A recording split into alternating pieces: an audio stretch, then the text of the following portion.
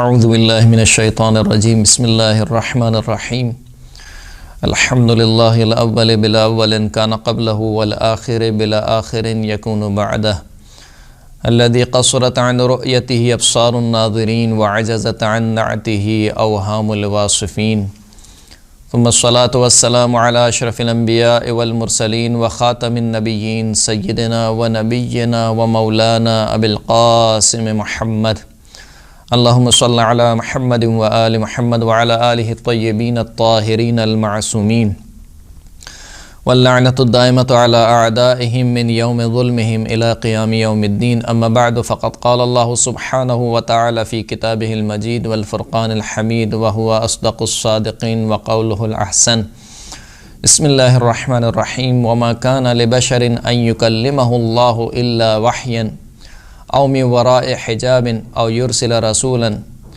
فيوحي بإذنه ما يشاء إنه علي حكيم۔ خداوند کریم قرآن مجید میں ارشاد فرما رہا ہے کہ اللہ کسی بشر سے، کسی بندے سے، کسی انسان سے گفتگو نہیں کرتا مگر یہ کہ وحی کے ذریعے یا حجاب کے پردے میں یا پھر اس کی طرف ایک رسول بھیجتا ہے، یعنی وحی لانے والا کوئی اللہ کی جانب سے فرشتہ اس کے اوپر نازل ہوتا ہے۔ فَيُوحِيَ بِإِذْنِهِ مَا يَشَاءُ، پس وہ فرشتہ اللہ کے اذن سے جو چاہتا ہے خداوند کریم اس بندے کے اوپر وحی نازل کرتا ہے۔ انہ علی حکیم، اور خداوند کریم بلند و بالا باعظمت بھی ہے اور صاحب حکمت بھی ہے۔ سوال یہ کیا گیا کہ خداوند کریم نے فرشتوں کے ذریعے سے انبیاء پر وحی کیوں نازل کی؟ یعنی جب خداوند کریم خود گفتگو کر سکتا تھا، خود وحی نازل کر سکتا تھا، تو پھر فرشتوں کو بیچ میں دخالت کیوں دی؟ یہ کام جو ہے، یہ سوال جو ہے وہ فقط وحی سے متعلق نہیں ہے، بلکہ اگر دیکھا جائے تو پوری کائنات سے متعلق یہی سوال ہونا چاہیے۔ خداوند کریم قرآن مجید میں قسم کھا رہا ہے کہ فالمدبرات امرا، ان فرشتوں کی قسم جو امر الہی کو تدبیر کرنے والے ہیں۔ تدبیر کرنے والا خداوند کریم ہے، لیکن خداوند کریم نے فرشتوں کے ذریعے سے اس کائنات کی تدبیر کی ہے۔ کیا مطلب تدبیر کی ہے؟ یعنی کچھ فرشتے ہیں جو ہواؤں کو چلاتے ہیں، کچھ فرشتے ہیں جو بارش نازل کرتے ہیں، کچھ فرشتے ہیں جو آسمان سے رزق لے کر آتے ہیں، کچھ فرشتے ہیں جو مثال کے طور پر اولاد دیتے ہیں، یعنی اولاد کا جو سسٹم ہے اس میں دخالت دیتے ہیں۔ اسی طریقے سے خود خداوند کریم کہہ رہا ہے کہ الذین یحملون العرش، کچھ فرشتے ہیں جو عرش الہی کو تھامے ہوئے ہیں، کچھ فرشتے ہیں خود خداوند کریم کہہ رہا ہے کہ تتوفاہم الملائکہ، کہ ان لوگوں کو ملائکہ فوت کرتے ہیں، ملائکہ موت دیتے ہیں۔ اور ایک جگہ خداوند کریم کہہ رہا ہے کہ اللہ یتوفی الانفس، اللہ ہے جو لوگوں کو موت دیتا ہے۔ تو اللہ بھی لوگوں کو موت دیتا ہے اور ملائکہ بھی لوگوں کو موت دیتے ہیں۔ یہ جو ملائکہ کی طرف نسبت ہوئی، یعنی اللہ موت دیتا ہے ملائکہ کے ذریعے سے۔ اس لیے ہماری عام گفتگو میں یہ مشہور ہے کہ ملک الموت نے اس کی روح قبض کر لی، یا موت کا فرشتہ نازل ہو گیا مثال کے طور پر۔ تو یہ سارے کام فرشتوں کے ذریعے سے ہو رہے ہیں، تو کیا یہ کام خود نہیں ہو سکتے؟ بلکہ اس سے بڑھ کر خداوند کریم کہہ رہا ہے کہ ہم نے اس کائنات کو 6 دن میں خلق کیا۔ تو خداوند کریم جو قادر مطلق ہے، تو اس کو 6 دن کیوں لگ گئے اس کائنات کو بنانے میں؟ ایسا بھی تو ہو سکتا تھا، خود خداوند کریم کہہ رہا ہے کہ اذا اراد اللہ شیئا فقال له کن فیکون، جب خداوند کریم کسی شے کا ارادہ کرتا ہے اور اس سے کہتا ہے کہ ہو جا، تو وہ ہو جاتی ہے۔ تو یعنی اتنا زمان، ایک جانب خداوند کریم کہہ رہا ہے کہ جب خدا کہتا ہے کہ ہو جا، وہ ہو جاتی ہے، اور پھر دوسری جانب سے خداوند کریم کہہ رہا ہے کہ 6 دن میں ہم نے اس کائنات کو خلق کیا۔ یعنی کیا ممکن نہیں ہے کہ ایک جو بیج زمین میں بویا گیا وہ فوراً سے تناور درخت بن جائے اور پھل دینے لگے؟ اتنا عرصہ کیوں لگتا ہے کہ ایک بیج پہلے زمین میں جاتا ہے، پھر وہ زمین سے اپنی غذا لیتا ہے، پانی، سورج کی روشنی وغیرہ، پھر وہ بیج سے درخت نکلتا ہے، اور درخت پھر بڑا ہوتا ہے، پھر بڑا ہونے کے بعد پھر اس میں پھول آتے ہیں یا بوٹیاں آتی ہیں، پھر اس کے بعد اس پھول سے پھل بنتا ہے۔ تو یہ اتنا پروسیس، یہ اتنا ٹائم کیوں لگ رہا ہے؟ یا مثال کے طور پر ایک خاتون جو حاملہ ہوتی ہے 9 مہینے تک اپنے بچے کو اپنے رحم میں، اپنے پیٹ میں، اپنے شکم میں رکھتی ہے، تو یہ 9 مہینے کا ٹائم لگ رہا ہے ایک بچے کو پیدا ہونے میں. کیا ایسا نہیں ہو سکتا تھا کہ ایک بچہ فوراً ہی 1 مہینے میں پیدا ہو جاتا؟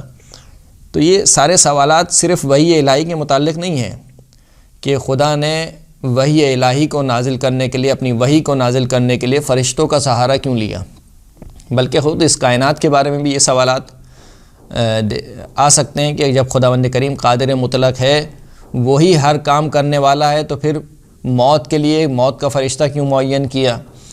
بارش برسانے کے لیے فرشتہ کیوں معین کیا؟ عرش الہی کو تھامنے کے لیے فرشتوں کو کیوں معین کیا گیا؟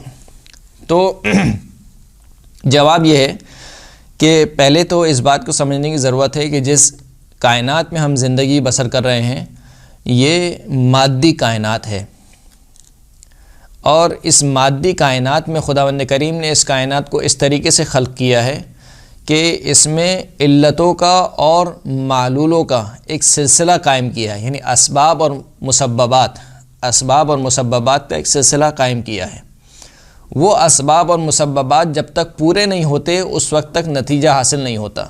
یعنی کہنے کا مطلب یہ ہے کہ کمی اور کاستی خداوند کریم کی ذات میں نہیں ہے، بلکہ خود اس کائنات میں یہ صلاحیت نہیں ہے کہ وہ ایک دن میں یا ایک اشارے میں خلق ہو جاتی.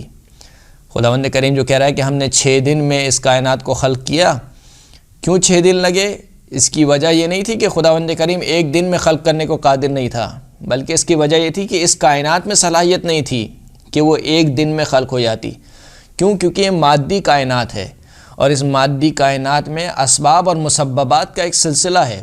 جب تک وہ اسباب اور مسببات پورے نہیں ہو جاتے اس وقت تک کوئی نتیجہ حاصل نہیں ہوتا. اسی وجہ سے ہم دیکھتے ہیں کہ ایک بیج کو اگایا جاتا ہے، جب تک اس کی تمام اسباب مہیا نہ ہو جائیں، اس کو وافر مقدار میں، جتنی مقدار میں اس کو پانی چاہیے وہ پانی نہ مل جائے، جتنی مقدار میں اس کو روشنی چاہیے وہ روشنی اس کو نہ مل جائے، اس وقت تک وہ نتیجہ نہیں دیتا، پھل نہیں دیتا. کیوں؟ کیونکہ یہ صلاحیت نہیں رکھتا، یہ درخت صلاحیت نہیں رکھتا کہ یہاں آپ نے بیج ڈالا اور وہاں تناور درخت ہو کے پھل دینے لگے، کیونکہ اسباب اور مسببات کی دنیا ہے. اسی لیے امام جعفر صادق علیہ السلام فرماتے ہیں کہ اب اللہ ان یجری الامور الا من اسبابها، اللہ نے منع کیا ہے کہ امور کو جاری کرے مگر یہ کہ ان کے اسباب سے. یعنی خدا بند کریم نے کچھ چیزوں کو سبب قرار دیا ہے، اس سبب سے کچھ مسببات وجود میں آتے ہیں. یہ کائنات اسباب اور مسببات کی دنیا ہے، لہٰذا مثال کے طور پر ہم دیکھتے ہیں کہ اگر ایک بچہ مثال کے طور پر اس کائنات میں وجود میں آئے تو اس کے لیے ضروری ہے کہ کوئی والدین ہوں، وہ والدین خاص عمل کو انجام دیں. خاص عمل کو انجام دینے کے بعد وہ نطفہ، دونوں کا نطفہ آپس میں ملے، نطفے کو پھر خداوند کریم خون میں تبدیل کرتا ہے، خون بننے کے بعد پھر وہ لوتھڑے میں تبدیل ہوتا ہے، لوتھڑے میں بننے کے بعد پھر اس کی ہڈی بنتی ہے، ہڈی پر خداوند کریم گوشت چڑھاتا ہے اور پھر ایک بچہ وجود میں آتا ہے.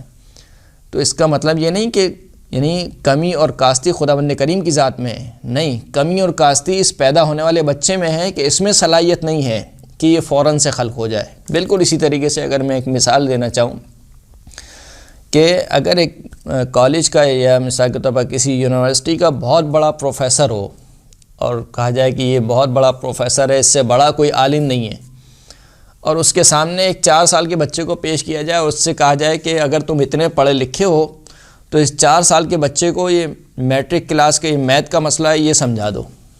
تو اب وہ کہے کہ بھائی میں اس کو نہیں سمجھا سکتا ہوں. تو کہا کیا بات کر دی تم نے، تم اتنے بڑے پروفیسر ہو، تم اس بچے کو نہیں سمجھا سکتے ہو. تو مسئلہ کیا ہے؟ مسئلہ پروفیسر میں یا اس کے علم میں نہیں ہے، مسئلہ اس بچے میں ہے. اس بچے میں ابھی صلاحیت نہیں ہے سمجھنے کی. جب تک اس میں صلاحیت نہیں ہوگی وہ پروفیسر چاہے کتنا ہی بڑا عالم کیوں نہ ہو وہ اس بچے کو نہیں سمجھا سکتا ہے. تو یہ جو کائنات ہے، یہ پوری کائنات، اس میں صلاحیت نہیں ہے کہ یہ ایک دم سے وجود میں آ جائے. بس اسی سے آپ اس بات کو بھی سمجھ لیں کہ خداوند کریم نے فرشتوں کو کیوں رکھا اپنے اور اس کائنات کے درمیان. خداوند کریم نے فرشتوں کو اسی وجہ سے رکھا کہ یہ کائنات اس بات کی متحمل نہیں ہے کہ خود خداوند کریم سے براہ راست فیض لے سکے، لہٰذا اس نے فرشتوں کے ذریعے سے اس کائنات کو فیض پہنچایا۔ اس کی مثال بالکل ایسی ہے کہ جیسے ہمارے گھروں میں جو ابھی بجلی آ رہی ہے وہ ڈائریکٹ پاور پلانٹ سے نہیں آ رہی ہے۔ ہمارے جو گھروں میں بجلی کے تار ہیں وہ ڈائریکٹ پاور پلانٹ سے متصل نہیں ہے، بلکہ پاور پلانٹ سے جو فیض کا منبع ہے وہاں سے بجلی منتقل ہوتی ہے کچھ چھوٹے تاروں میں، پھر ان چھوٹے تاروں سے ان سے چھوٹے تاروں میں، پھر ان سے چھوٹے تاروں میں ہمارے گلی محلے تک آتی ہے، پھر ہمارے گلی محلوں میں ان سے بھی چھوٹے تاروں سے ہم تک یہ بجلی منتقل ہوتی ہے۔ کیوں منتقل ہوتی ہے؟ کیونکہ اگر ہم ڈائریکٹ پاور پلانٹ سے مثال کے طور پر متصل ہو جائیں تو کیا ہوگا؟ ہمارے سارے بلب پھوٹ جائیں گے، ہمارے سارے بجلی کے آلات برباد ہو جائیں گے، اس لیے کہ ہمارے جو گھر کے آلات ہیں یا جو آلات بنائے جا رہے ہیں وہ متحمل نہیں ہیں کہ وہ اس فیض کو جو اصل منبع ہے اس کو لے سکیں۔ لہٰذا اس کائنات میں خداوند کریم نے فرشتوں کا ایک نظام رکھا۔ یہ فرشتے اس کائنات کا نظام چلاتے ہیں، کیونکہ اس کائنات میں اس مادی دنیا میں کمی اور کاستی ہے، اس وجہ سے فرشتوں کے نظام کو رکھا۔ اب آ جائیے اپنے اصل سوال کے اوپر کہ خداوند کریم نے وحی فرشتوں کے ذریعے سے کیوں نازل کی۔ ایک تو جو آیت میں نے آپ کی خدمت میں عرض کی اس میں خداوند کریم صریحاً ارشاد فرما رہا ہے کہ ضروری نہیں ہے کہ کوئی فرشتہ ہی وحی لے کر آئے۔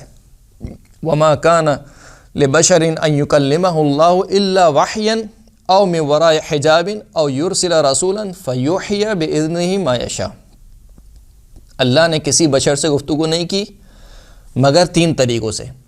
پہلا طریقہ وحی کا ہے، یہ جو طریقہ ہے یہ براہ راست ہے، یعنی اس میں اللہ اور اس بندے کے درمیان یعنی نبی کے درمیان یا رسول کے درمیان کوئی تیسری چیز نہیں ہے، اللہ براہ راست وحی کرتا ہے، تو اس میں فرشتوں کو کوئی سوال ہی نہیں ہے کہ بیچ میں کوئی فرشتہ ہے۔ اور اگر براہ راست نہ ہو تو پھر کیا کرتا ہے؟ من وراء حجاب، یعنی ایک حجاب پردے کے پیچھے سے، جیسے حضرت موسیٰ کا واقعہ قرآن مجید میں نقل ہوا کہ جب وہ جا رہے تھے اپنے اہل و عیال کے پاس تو ان کو ایک کسی گوشے سے آواز آئی کہ اے موسیٰ میری طرف آؤ۔ پھر اس کے بعد جب حضرت موسیٰ گئے تو وہاں سے خداوند کریم پردے میں رہ کر اللہ نے آواز کو ایجاد کیا ایک درخت میں، اور اس درخت میں سے آواز آئی کہ انی انا اللہ، میں ہی اللہ ہوں۔ تو یہ جو وحی ہے یہ پردے کے پیچھے سے ہو رہی ہے، یعنی وحی نہیں ہے یہ، یعنی وحی سے مراد یہ کہ براہ راست وحی نہیں ہے، یہ وحی ہے لیکن براہ راست نہیں ہے، پردے کے پیچھے سے۔ تیسرا طریقہ یہ ہے او یرسل رسولا، یا پھر کوئی رسول بھیجے، یعنی کوئی فرشتہ بھیجے جو اس کو ہم وحی کا فرشتہ کہتے ہیں۔ ان اللہ یصطفی من الملائکۃ رسلا ومن الناس، اللہ وہ ہے کہ جس نے ملائکہ میں سے بھی رسول منتخب کیے اور لوگوں میں سے بھی رسولوں کو منتخب کیا۔ تو پہلی بات تو یہ کہ ضروری نہیں ہے کہ وحی الہی فرشتوں کے ذریعے سے ہی ہو، اللہ بغیر فرشتوں کے ذریعے سے بھی وحی نازل کرتا ہے۔ بہرحال سوال پھر بھی بنے گا کہ کیونکہ اس میں تین طریقے بیان ہوئے ہیں، ایک وحی الہی ہے یعنی براہ راست وحی ہے، ایک پردے کے پیچھے سے ہے، اور ایک تیسرا جو طریقہ ہے وہ فرشتوں کے ذریعے سے۔ تو بہرحال کہیں نہ کہیں فرشتہ تو بیچ میں آ رہا ہے، تو یہ جو تیسرا طریقہ ہے فرشتوں کے ذریعے سے اللہ وحی بھیج رہا ہے، اس کی کیا وجہ ہے؟ اس کی وجہ یہی ہے کہ اصل حکمت اس کی تو خداوند کریم جانتا ہے کہ کون سی وحی براہ راست کرنی ہے، کون سی وحی پردے کے پیچھے سے کرنی ہے، اور کون سی وحی فرشتے کے ذریعے سے بھجوانی ہے۔